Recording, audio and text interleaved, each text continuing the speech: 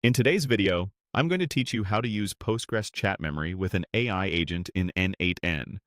By the end, you'll have a simple workflow that starts reliably, connects to a PostgreSQL database, and gives your AI agent the ability to remember and reference past messages across runs. We'll begin by adding a trigger node to kick off the workflow. This is what tells n8n when to start. For quick testing, a manual trigger is perfect because you can fire it on demand. When you're ready to automate, switch to a schedule trigger so the workflow runs at set times without your input. The trigger should be placed at the very start so it runs before anything else, including the Postgres node. Next, add the Postgres chat memory node.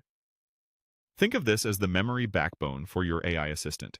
It links your workflow to a PostgreSQL database so the conversation history can be stored in a durable place, not just in memory for a single run. This is what allows the assistant to pick up context later, even after the workflow has stopped. Inside that node, you'll create the Postgres credentials. Click Create New Credential and choose Postgres. Enter your database host, database name, user, password, and the port, which is usually 5432. Make sure the database is reachable from your n8n environment and that the user has permission to read and write. Keep credentials secure, and avoid hard-coding sensitive details in public projects. Once saved, this connects PostgreSQL to n8n so the memory node knows where to store and fetch messages.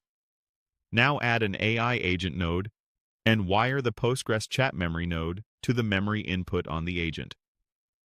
This connection is essential. It's how the agent saves new exchanges and retrieves earlier ones.